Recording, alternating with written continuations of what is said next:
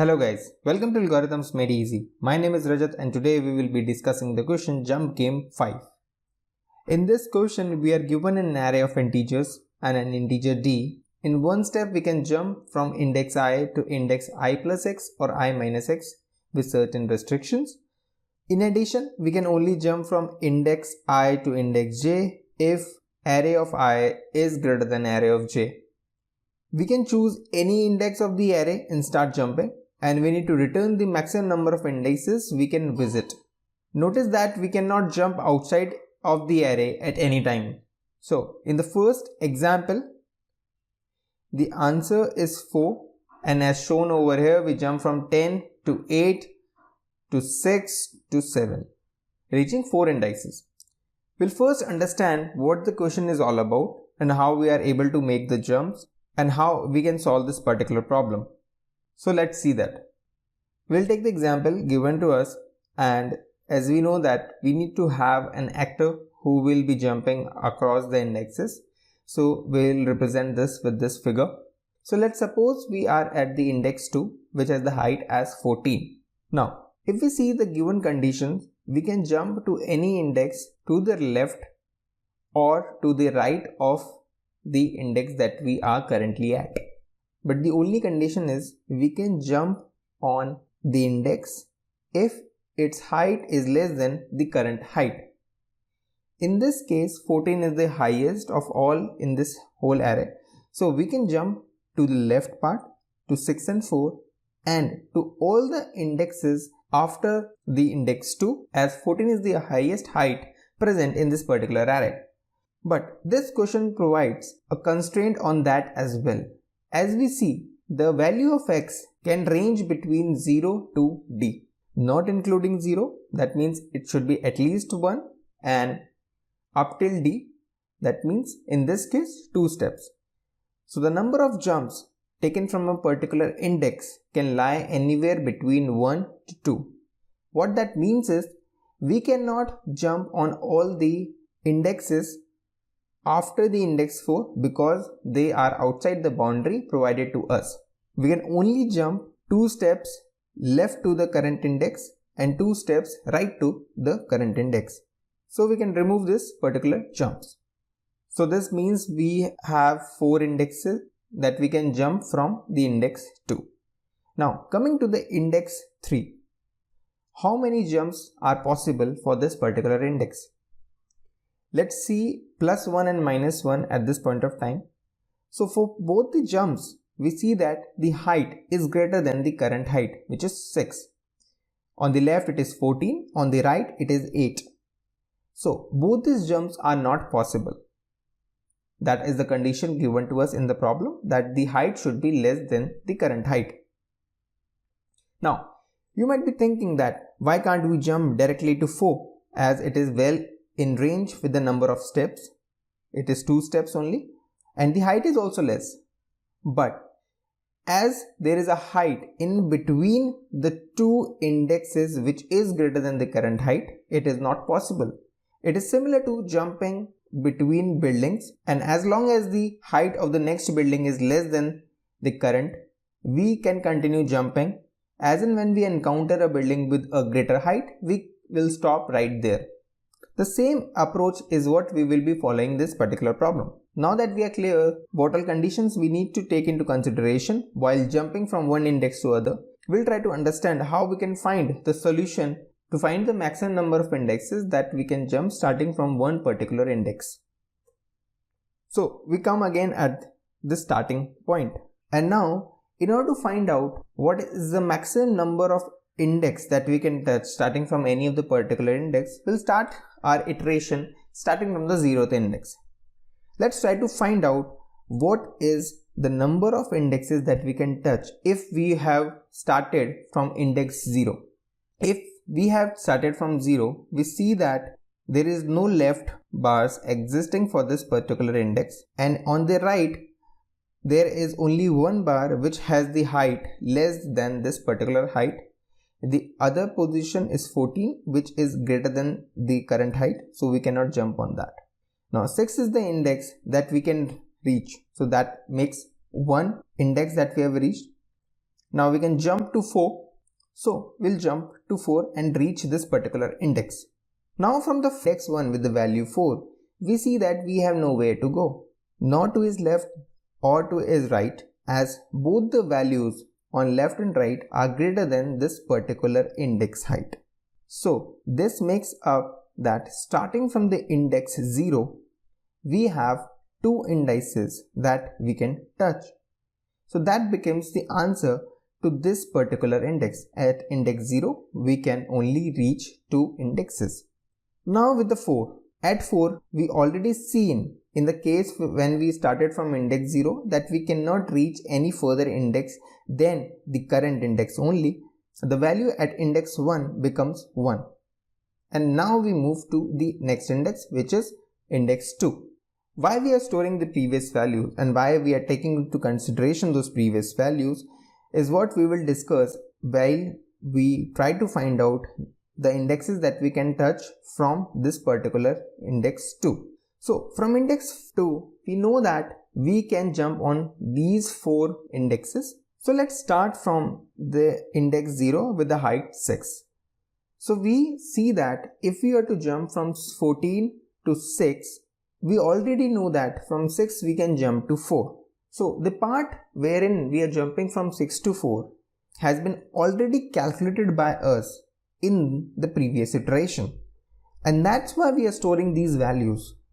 We can directly use this particular answer, which is 2.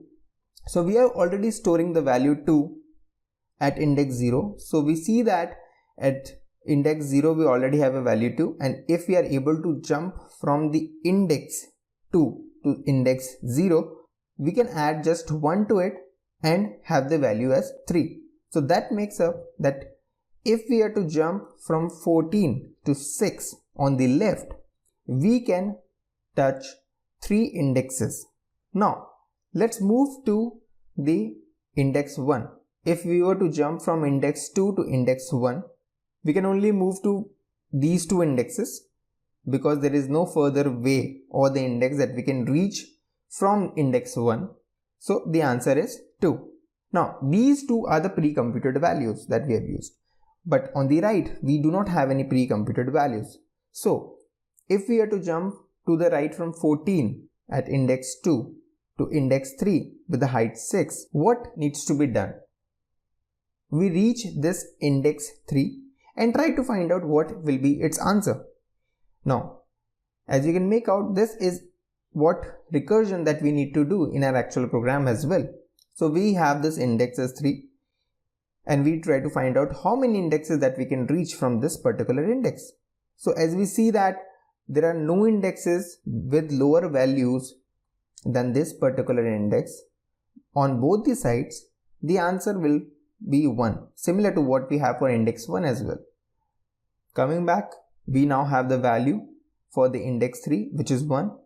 So we can be sure that we can reach only 2 indexes if we are to jump on the right to this index of height 6. And now the last one is if we are to jump from index 2 to index 4 with the height 8. We will jump from 14 to 8. Now pause this video and try it by yourself what will be the answer to the index 4, so that you get to know what the approach that we are following in this particular problem.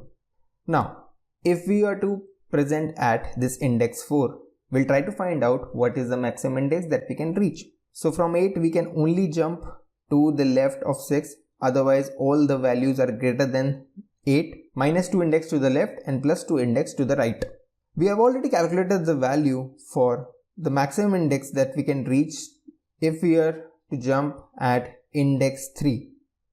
So it becomes 1 plus 1, which is 2. So we can reach 2 indexes if we started from index 8. If you use the same logic and found out there were 2 indexes that we can reach starting from index 4, then you are correct and you have got the logic. Now that we have the answer for the index 4, we can find out that there are 3 indexes that we can reach if we were to jump from index 2 to index 4.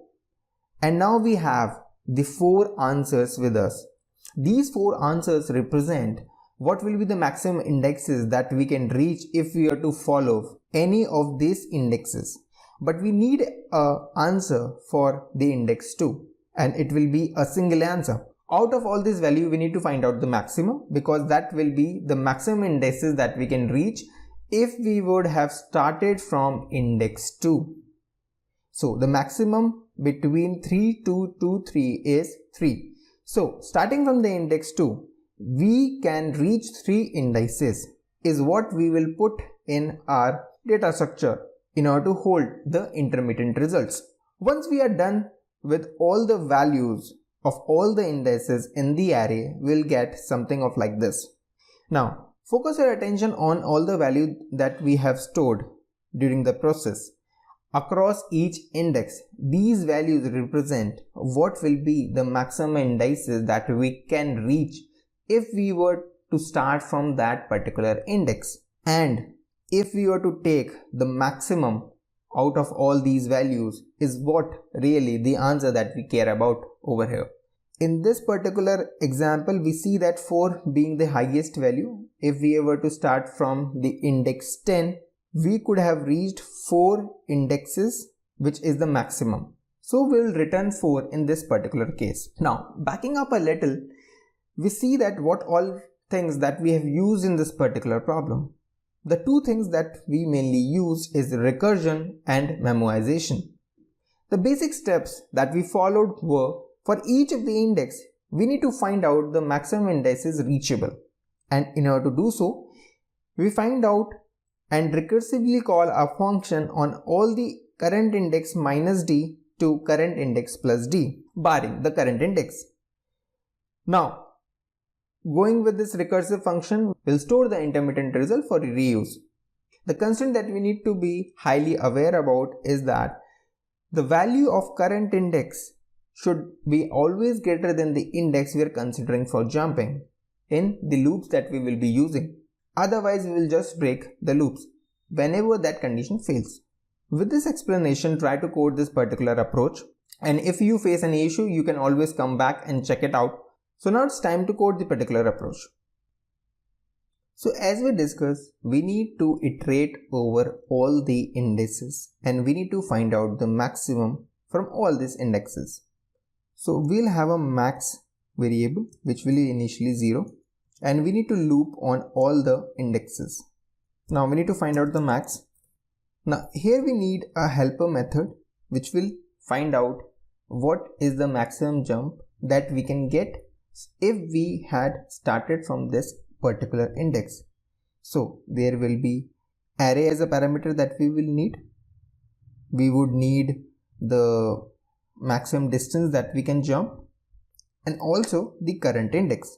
Once that is done, we will simply return the max. Now let's try to code the helper method. We know that we can go from I minus x, or in this case index minus d, to index plus d. So we need to have two for loops, one going from index minus 1 to index minus d, and the other one going from index plus 1 to index plus d, with the condition that the height be less than the current index. So let's write that for loop. We'll start from index minus 1 to index minus d, and we are going in backward. Similarly, we'll write for index plus 1 to index plus d. Now we need to take care about the boundary condition as well. So the value should be maximum of I index minus d or 0. We cannot go beyond 0, and in this case the minimum of index plus d and the length of the array minus 1, as we have done greater than equals to.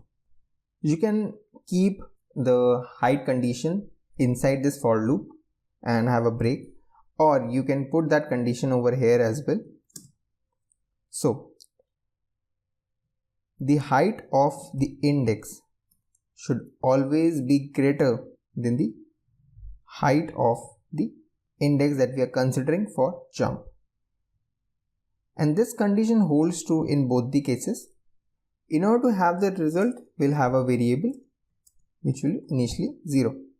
This variable result will contain the maximum that we can get from this result, or either recursive call what we did in the explanation as well, that now we need to find out if the value exists for this particular index j, if we are to jump on this j.